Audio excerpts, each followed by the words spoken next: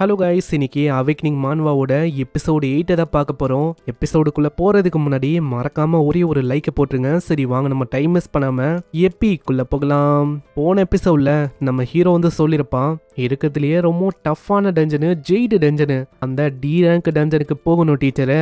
இதை கேட்குற எல்லாருமே ஆடி போகிறாங்க, முக்கியமாக நம்ம டீச்சரு. தம்பி, நீ ஒன்றும் ஜோக்கெல்லாம் பண்ணல. ஏன்னா தம்பி, நீ என்ன சொல்லிருக்குன்னு உனக்கு தெரியுதா? டைரக்டா எஃப்இ தாண்டி டி ரேங்கா? இல்லவே இல்லை, அது பிரச்சனையை தான் கொடுக்கும். இப்படி இவங்க பேசும்போது வேற ஒருத்தரும் அவங்க கத்திக்கினே வராரு. என்னப்பா தம்பி சொல்லிருக்க? டி ரேங்க் டஞ்சன், அந்த மாதிரி ஒரு டஞ்சனுக்கு போறது ரொம்ப ஆபத்தான விஷயம் தம்பி. அட, நீங்க என்ன சொல்லிருக்கீங்க? ஆனா ஸ்கூலோட ஹேண்ட் புக் அதுல இப்படியெல்லாம் போடலையே. அதுல என்ன போட்டுச்சுன்னா, ஸ்டூடெண்ட்ஸ் அவங்களோட விருப்பத்துக்கு ஏத்த மாதிரி அவங்களுக்கு தேவையான லெவல்ல இருக்க டஞ்சனை தேர்ந்தெடுத்துக்கலாமா? நீங்களே சொல்லுங்க, டிவைன் கிராப்ஸ் அந்த டீம்ல ரொம்ப திறமையான பர்சனை தேர்ந்தெடுக்கணும்னா ஒரு பர்சனோட தைரியம், முக்கியமா ஸ்ட்ரென்த், ரெஸ்பான்சிபிலிட்டி, உங்களுக்கு எந்த அளவுக்கு திறமை இருக்கு அதெல்லாம் நீங்க பார்க்கணும். அப்படி இருக்கும் போது என்ன டைரக்டர், நீங்க அந்த சான்ஸ் எனக்கு கொடுக்க மாட்டீங்களா? என்னால அந்த விஷயத்த தனியாவே பண்ண முடியும். ஆனா நீ என்ன சொல்லிருக்குன்னு உனக்கு தெரியுதா? ஏன்னா ஒரு டஞ்சனுக்கு போறதுக்கு ஒரு டீம் எப்பயுமே தேவைப்படும். டீம் எல்லாம் ஒன்றும் வேணாம், இந்த மாதிரி நான் தனியாவே போறேன். ஆனா நீ ரூல்ஸை பத்தி பேசுறேன்னா உனக்கு இந்த ரூலும் கண்டிப்பா தெரிஞ்சிருக்கும். டஞ்சன்ல இந்த மாதிரி சோலோ என்ட்ரி பண்றது ஃபர்பிடனான விஷயம். அப்படி இருக்கும்போது உன்னால எப்படி போக முடியும்? உடனே இதை கேட்குற சீயும், நான் போறேன், நானும் டி ரேங்க் டஞ்சனுக்கு போக ஆசைப்படுறேன், நான் அவன் கூட போலான்னு இருக்கேன். பார்க்குற டேரக்டர் இன்னமும் கடுப்பாகிறான். அட சீ, நீ உண்மையிலேயே போக போறியா? ஏன்னா உள்ள போனக்கப்புறம் என்ன ஆகும் அப்படின்னு யாராலையுமே சொல்ல முடியாது. அதுக்கப்புறம் உன்னோட அப்பாவை நீ எப்படி ஃபேஸ் பண்ணுவ? டேரக்டர் என்ன சொல்றீங்க? இந்த மாதிரி நான் அதிகமாக ஸ்கோர் பண்ண விரும்புகிறேன். அப்படி இருக்கும்போது இந்த விஷயத்துக்கு நான் தயாராக இருக்கேன், நான் ட்ரை பண்ணுறேன். அங்கே டீமாக போகலாம் அப்படின்னு தான் நம்ம கிட்டவ சொல்கிறான். ஆனால் நம்மளால முடியவே முடியாதுன்னு சொல்லிடுறான். இல்லை, நான் தனியாக போய் தனியாக கிளியர் பண்ணலான்னு இருக்கேன். இதை கேட்குற சீ ரொம்ப கடுப்பாவுறா. என்னது, திரும்பவும் என்ன ரிஜெக்ட் பண்ணிட்டியா? நான் டீச்சர் அங்கே சொல்கிறாரு, சோலோவா நம்ம ஹீரோவால் போக முடியாதுன்னு. அதனால வேற வழி இல்லாமல் நம்ம ஹீரோ ஒத்துக்கிற மாதிரி இருக்கு. அந்த இடத்துல நம்ம டீச்சரை யோசிக்கிறாரு, 2 பேர் ஒண்டி அந்த இடத்துக்கு போனால் சரியா இருக்காது. சீனியர் யாராச்சும் அந்த இடத்துக்கு போனாதான் அது சரியா இருக்கும். ஏன்னா அது மூலமா ரிஸ்க் ரொம்ப கம்மியா இருக்கும். யார் அனுப்பலாம் அப்படின்னு தான் அவர் யோசிப்பாரு. அதுக்குள்ள ஒரு பர்சனே முன் வரான். நான் இருக்கிறேன்ல, நான் இருக்கும் போது நம்ம நேஷனோட ஃப்ளவர்ஸுக்கு எதுவும் ஆகாது, நான் ப்ரொடெக்ட் பண்றேன் இப்படின்னு ரொம்ப அவன் சீன் போட்டு இருக்கான். டீச்சர் இந்த பையனை பார்த்தோன்னே கொஞ்சம் ரிலாக்ஸ் ஆகுறாரு. ஒரு சீனியர் போகும்போது கண்டிப்பா பிரச்சனை வராது. இந்த சீனியர் பையன் இருக்கான்ல, இவனோட பேரு ஜீலிங்கு. ஜீலிங்கை பத்தி நம்ம சீக்கு தெரிஞ்சிருக்கு. ஏன்னா இதுக்கு முன்னாடியே அல்டிமேட் ஸ்கூல் கிராப்ஸ் இப்படின்னு ஒரு டீம்ல அவன் இருந்திருக்கான். ஆனா நம்ம ஆளுக்கு அங்க ஜீலிங்கை பத்தி எதுவுமே தெரியல. ஜீலிங்கா, இந்த மாதிரி ஒரு பேரை நான் கேள்விப்பட்டதில்ல. யாருப்பா இந்த பையன்? அவனோட லிமிட்டை பத்தி அவனுக்கு தெரியல. அதெல்லாம் தெரியாம நான் தான் பெரிய ஆளு, நான் தான் எல்லாம் அப்படின்னு இவன் போயின்னு இருக்கான். இதுக்கப்புறம் ஒரு இடத்துல டஞ்சனும் ஓப்பன் ஆகுது. அந்த இடத்துல அவங்க இன்ஸ்ட்ரக்ஷனை தராங்க. உள்ள போகும்போது ஒரு ட்ரோனும் வருது. ஏன்னா நடக்கிற விஷயம் எல்லாத்தையும் பெரிய பெரிய கில்டு மானிட்டர் பண்ணோம். அங்க எல்லாருமே இதுக்கு தயாராகும் போது நம்ம ஹீரோவும் தயாரா இருக்கான், இருக்கிறதுலயே ரொம்ப அதிகமான ஸ்கோரை எடுக்கிறதுக்கு. இதுக்கப்புறம் அந்த இடத்துல ஏகப்பட்ட டஞ்சன்ஸ் அப்பியர் ஆகுது. இந்த இடத்துல எதுக்காக இந்த அளவுக்கு அதிகமான டஞ்சன்ஸ் இருக்குன்னா, இந்த இடமே அப்படிப்பட்ட இடம் தான். அந்த மாதிரி இடத்துல இவங்க ஸ்கூலை கட்டி வச்சிருக்காங்க. இதே மாதிரி ஒரு டிவிஷனும் இ ரேங்க், எஃப் ரேங்க்னு போறாங்க. கடைசியா நம்ம ஆளுங்க டி ரேங்க், அவங்களும் வேற ஒரு இடத்துக்கு போறாங்க. பின்னாடியே ஒரு ட்ரோன் வருது. நான் உள்ள போகும்போது கொஞ்சம் ஜாக்கிரதையா இருக்கணும். இப்போ ட்ரோனும் எல்லா விஷயமும் பார்த்துன்னு இருக்கு. நானும் சீக்கிரமா எல்லா ட்ரம் கார்டையும் ரிவீல் பண்றக்கூடாது. அப்படி பண்ணா அவ்வளவுதான், பிரச்சனையில நான் தான் மாட்டிப்பேன். ஏன்னா எனக்கு தேவை லிங்யூ கேவ், அதுதான் எனக்கு தேவையே. இப்படின்னு அந்த டஞ்சனுக்குள்ளேயே ஏதோ ஒரு சீல் செய்யப்பட்ட கேவ் இருக்கு. அதை பத்தி ஆளு சொல்றான். அந்த இடத்துல போகும்போதும் இனியரும் அங்க பீத்திங்கனே சொல்றான், பசங்களா இந்த மாதிரி நீங்க எதை பத்தியும் கவலைப்பட வேணா, நான் இருக்கேன். நான் இருக்கும் போது ஜாலியா சில் பண்ணுங்க. ஏன்னா இதுக்கு முன்னாடியே ஏகப்பட்ட டி ரேங்க் டஞ்சனை நான் கிளியர் பண்ணியிருக்கேன். அப்படி இருக்கும் போது இந்த மாஸ்டர்ஸ் எல்லாம் என் முன்னாடி ஒண்ணுமே இல்லை. ஓ அப்படியா? இந்த டி ரேங்க்ல இருக்க இந்த மாஸ்டர்ஸ் இதெல்லாம் எந்த அளவுக்கு ஸ்ட்ராங்கா இருக்கும் அதை பத்தி கேக்குறியா?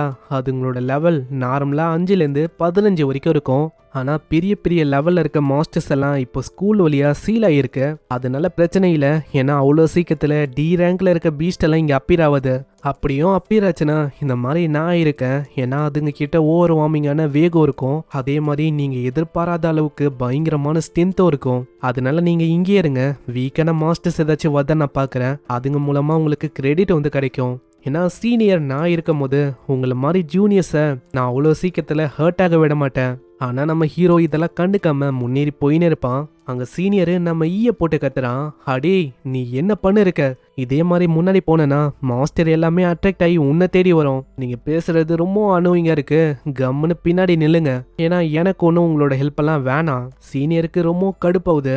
அந்த இடத்துல இது எல்லாத்தையுமே டிவி வழியா அங்க நிறைய ஆளுங்க பார்த்துன்னு இருக்காங்க. ஏன்னா லைவா பிராட்காஸ்ட் ஆயின்னு இருக்கு.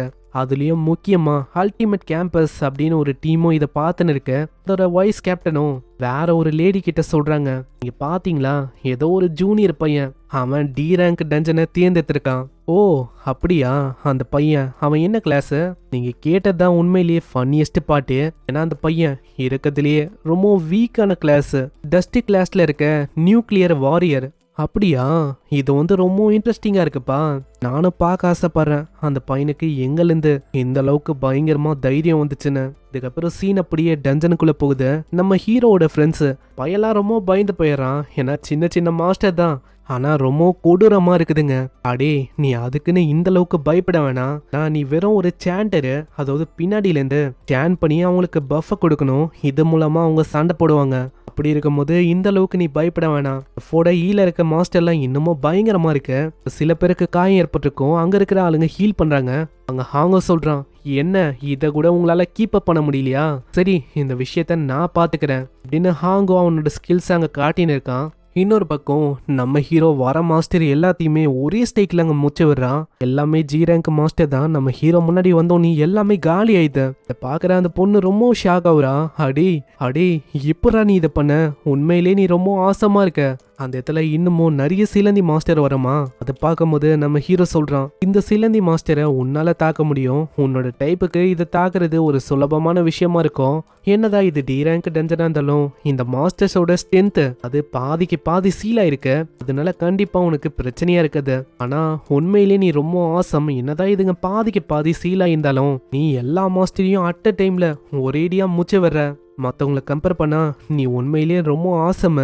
உன்னை கேட்சப் பண்றதுக்கு எப்படியோ ரொம்ப நாள் ஆயிடும்னு நினைக்கிறேன். ஹேய் ஃபர்ஸ்ட் விஷயம் மற்றவங்கள பத்தி யோசிக்காத. முக்கியமா அவங்கள எக்காரணத்தை கொண்டும் உன் கூடயோ இல்லை என் கூடயோ யாரு கூடயோ நீ கம்பேரே பண்ணாத. நீ உனக்கே நீ ப்ரையாரிட்டியை கூட இன்னமும் ஃபியூச்சர்ல அதிகமா க்ரோ ஆகுறதுக்கு பாரு. நீ பேசும்போது இது இன்னமும் கூலா இருக்கு. அதனாலேயே கண்டிப்பா நான் என்னோட பெஸ்ட் கொடுக்குறேன். இதெல்லாம் கேட்கும் போது அங்க சீனியருக்கு பயங்கரமா கடுப்பாகுது. நான் என்ன யோசிச்சுட்டு வந்தேன்னா, அதாவது இந்த இடத்துல இந்த ஸ்பாட் லைட்டை நான் எடுத்துக்கலாம் அப்படின்னு யோசிச்சுட்டு வந்தேன். ஆனா இவங்க என்னன்னா அவங்க இஷ்டத்துக்கு எல்லாத்தையுமே பண்ணிருக்காங்க. பசங்களா இந்த மாதிரி நீங்க இருக்கிறது டி ரேங்க் டஞ்சனு. அப்படி இருக்கும்போது நீங்க ஜாக்கிரதையா இருக்கணும். நான் என்னதான் நீங்க அற்புதமா எல்லாத்தையுமே பண்ணாலும் இதுதான் உங்களோட ஃபர்ஸ்ட் டைம் இந்த மாதிரி லேப்ரத்துக்கெல்லாம் வருது. அதுக்கும் மேல இது டி ரேங்க் டஞ்சனு. இந்த இடத்துல அவளைக்கும் எதுவுமே ஈஸியா இருக்காது. அதனால என்னோட அட்வைஸ கேட்கறது நல்லது. ஆனா அது எதையுமே கண்டுக்காம நம்ம ஹீரோ சீ கிட்ட சொல்றான், சீ நீ என்ன பண்ணு, நீ இப்படிக்க போ, நான் அப்படிக்க போறேன். இதை கேட்கும் போது சீனியருக்கு இன்னமும் அங்க கடுப்பாகுது. ஆளு அங்க கடுப்போட உச்சத்துக்கே போயிடறான். இப்படியே அவங்க வேற ஒரு இடத்துக்கு வராங்க. அந்த இடத்துல ஒரு சீலும் இருக்கு. பார்க்கும்போது சீனியரோட முகத்துல ஒரு பயங்கரமான ஸ்மைல் வருது. ஏன்னா ஆளுக்கு என்னன்னா எப்படியோ இங்க பயங்கரமான மாஸ்டர்ஸ் இருக்கும், அதனால எப்படியோ பயந்து போய் என் கிட்டதான் வருவாங்க அப்படின்னு அவன் யோசிக்கிறான். ஆனா அங்க நடக்கிற விஷயமே வேற. அச்சி நீ என்ன பண்ணு, லோயர் லெவல்ல இருக்க மாஸ்டரை நீயே டேக் டவுன் பண்ண. ஏன்னா நீ வரும்போது சொன்ன நல்ல ஸ்கோரை எடுக்கணும்னு. அப்படி இருக்கும் போது அது நீ விரும்பலையா? ஆமா அதேதான், நான் நல்ல ஸ்கோரை எடுக்கணும், அதனால நான் பாத்துக்கிறேன். அதனால அவங்க ரெண்டு பேருமே தனித்தனியான பாதைக்கு போக ஆரம்பிக்கிறாங்க. அங்க சீனியருக்கு கடுப்பா இருக்கு. இப்படி எல்லாம் போச்சுன்னா வேலைக்காவது. இவங்க இன்னமும் எனக்கு கடுப்பேத்துறாங்க.